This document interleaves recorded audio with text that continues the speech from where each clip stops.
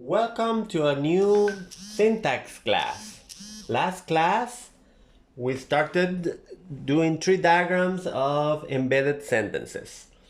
We started manual page 10, exercise 13, and I did the first two sentences as examples for you to check. And you were assigned to do numbers 3, 4, and 5. How were they? Were they very difficult? Well, let's check them today. Okay. The very first one, number 3, says the house that all of us have painted was torn down yesterday. Let me change the position. I suppose this is better now. Better now? Okay. Can you see properly? Okay, so the whole thing is a sentence. So we write sentence. The sentence has a predicate and a subject and a predicate. The subject is called noun phrase, and it goes from here, the house that all of us have painted, up to here. Where does the subject finish? Before the main verb, which was torn. So please do not get confused. When the embedded sentence is inside the subject, it might have a verb, but you need to decide which of the verbs are the main verbs. And how do we decide that? Well, we need to go back to the definition of sentence. Sentence is a full idea. If I say the house was torn down yesterday, is still a full idea. If I say it was torn down yesterday, it is still a full idea. But if I say, I don't know, the house have painted or something like that, and then was torn again, it's super confusing. So first thing, identify which the main sentence is and which the embedded sentence is. Second step, identify where the embedded sentence is. Where is it? It's inside the subject. So, and we call it noun phrase. And the predicate is called verb phrase. Very good. So, because the subject is longer, I will start doing the predicate. The predicate has a verb, an auxiliary, and a verb. Auxiliary verb. And this is a phrasal verb. To tear down is a phrasal verb. Tear down. And then yesterday is an adverb. Okay, so we have auxiliary, phrasal verb, and adverb. So what is new here is the inclusion of phrasal verb. Yes, whenever we have a phrasal verb, we need to say it. We need to point it out in order to distinguish it from regular verbs. Clear so far? No problem? Write in the forum section if you have problems. Okay, now we have the subject. The subject is the house that all of us have painted. It has how many constituents? 1, 2, the house. And then we have the embedded sentence, 3. Okay, so the is a determiner, house is a noun, and the embedded sentence bar. And that's it. Remember, we stopped there, so we continue being like that. Okay, this is what you were supposed to do last class.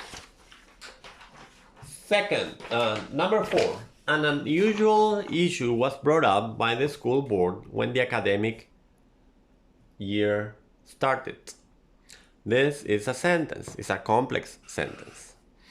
Sentence has a noun phrase, subject, and a verb phrase, predicate. The subject of the sentence is, and notice that we have two verbs again. Brought up is one verb, and started is another verb. Which one is the main sentence? Very good.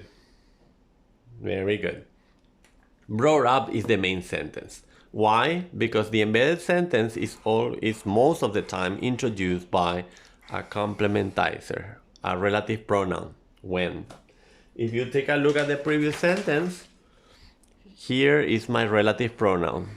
Here is introducing the new sentence. The complementizer, the relative pronoun. So, an unusual issue was brought up by the school board is the main sentence.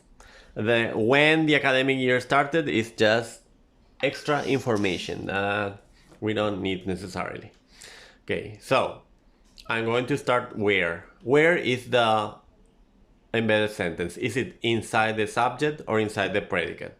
Well, let's look at the subject first. The subject is this one. The subject finishes right before the main verb. Remember that. The subject finishes right before the main verb. Always. Rule. Okay, so the subject is super short and unusual issue. 1, 2, 3. An is a determiner, unusual is an adjective, and issue is a noun. And that's it. Finish with the subject. Now we need to look at the predicate and the verb phrase. The verb phrase has an auxiliary verb, a phrasal verb, and then by the school board. What is that? It's a prepositional phrase. So was is an auxiliary, brought up is a phrasal verb, and by the school board is a prepositional phrase. Prepositional phrases always start with a preposition. By is a preposition. The school board is a noun phrase. The school board when the academic year started. The noun phrase has a determiner, the school board. School is an adjective, not a noun in this case because it's modifying the word board. Board is an important word. And we have a noun here. And we have one more thing. What is the new thing? Embedded sentence. When the academic year started is the embedded sentence introduced by a complementizer. There you go. Questions? Clear?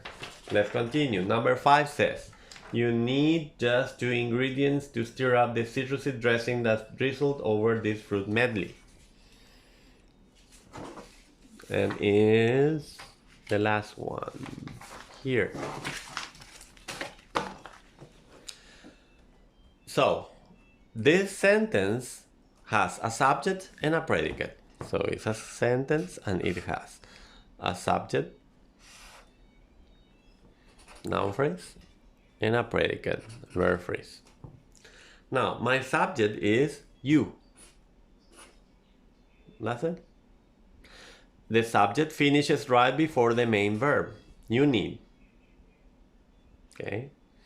Where is the embedded sentence? Inside the subject or inside the predicate? Inside the predicate. How is it introduced? By a complementizer, a relative pronoun. This is the embedded sentence. It is drizzled over this fruit medley. Okay, so subject you is a pronoun. That's it, finished. Now let's take a look at the predicate. It says need, which is a verb,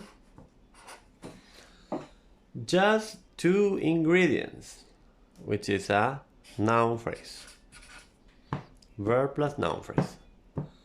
Need is the verb, and then the rest, the whole thing up to medley is a noun phrase.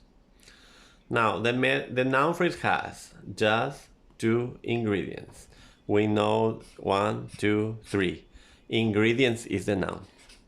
What modifies the noun is an adjective. What modifies an adjective is an adverb. Whatever modifies an adjective is an adverb. Okay. And then we have an infinitive form. Where should we write the infinitive form? Well, let me see. We have to stir up. This is a verb, but it's a modified form of a verb. It's an infinitive form. Where should the infinitive form go? Inside a verb phrase. But we cannot use this one because we use it already. So we're going to use a verb phrase from here. Verb phrase. The verb phrase will have two different constituents. To stir up is an infinitive, and the citrusy dressing that drizzled over this fruit medley would be a noun phrase. That's it. So, to stir up an infinitive form of a phrasal verb, and then the citrusy dressing. The citrusy dressing that. The is a determiner. Citrusy would be an adjective. Dressing is a noun. And that has drizzled over this fruit medley would be the sentence, the embedded sentence, the sentence bar. Okay? So, questions about this? Why? How do I know? Etc. Make sure you understand all the explanation. Okay? Today we're going to look at lesson 5. Types of embedded sentences. Let me see, I will have to move this. There. Types of embedded sentences. Number 1 says overt subject. Overt subject means that we can see the subject of the embedded sentence. Here in number 1 says, the old house that he bought with effort will be demolished next month. The embedded sentence here is that he bought with effort. This one. Notice that we can see the subject of the embedded sentence. The embedded sentence is a new sentence.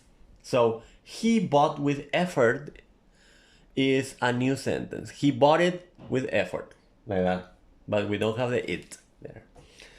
Okay, so he is the subject of the embedded sentence. So we have two subjects. We have the main sentence, the old house will be demolished next month, and the subject is the old house. And we have the embedded sentence that he bought with effort. He is the subject of the embedded sentence. That kind of embedded sentence is called overt subject. Number 2, my phonetics teacher insists that we do these confusing transcriptions again. The main sentence is my phonetic teacher insists on something. And the embedded sentence is that we do these confusing transcriptions again. The subject of the embedded sentence would be we. Yes, you are right. Excellent. Number 3, the reason why my friend came to town is not valid. Okay. The main sentence is the reason is not valid, and the subject of the sentence is the reason. Now, the embedded sentence is why my friend came to town. The embedded sentence is introduced by the relative pronoun why, the complementizer why. Okay? And the subject of that sentence is, yes, you're right, my friend. My friend came to town. Super. Number 4, the online course that you took up last month for free looks really promising. The main sentence is the online course looks really promising. The embedded sentence is that you took up last month for free. Which is the subject of the embedded sentence? You. Very good. Now, this is one type of embedded sentence. The second type of embedded sentence is called non-overt or null subject, sujeto tácito in Spanish. Let's look at the examples. That lady who is sitting beside your sister has stolen her expensive purse. The main sentence is, that lady has stolen her expensive purse. The embedded sentence is, who is sitting beside your sister. The subject of the embedded sentence is she. She is sitting beside your sister, but we cannot see the word she there. It's non-overt, it's tacito. Okay, that's why this is a different type of embedded sentence. The type that in which you cannot see the subject of the embedded sentence. Number 2, the new hospital software that was recently installed is not working properly. The main sentence is, the new hospital software is not working properly. The embedded sentence is, that was recently installed. What was recently installed? The software, it. So the subject is it. It was recently installed. So that is an example of a non-overt type of embedded sentence. And the third type of embedded sentence is sentences that occur in both the subject and the predicate at the same time. So look at number 1. The grammarian who invented this type of free tree structure diagram, and this is the subject of the main sentence, and the embedded sentence is there already, must have had a good time when creating the sentences. So the second embedded sentence is when creating the sentences. Okay, so always look for relative pronouns, for complementizers, who, when. Number 2, that graceful old lady who is crossing the street is street. This is the subject of the sentence. Who is the embedded sentence? Who is crossing the street? Is singing the Beatles song, which I fancy very much. Which is the complementizer which introduces the embedded sentence.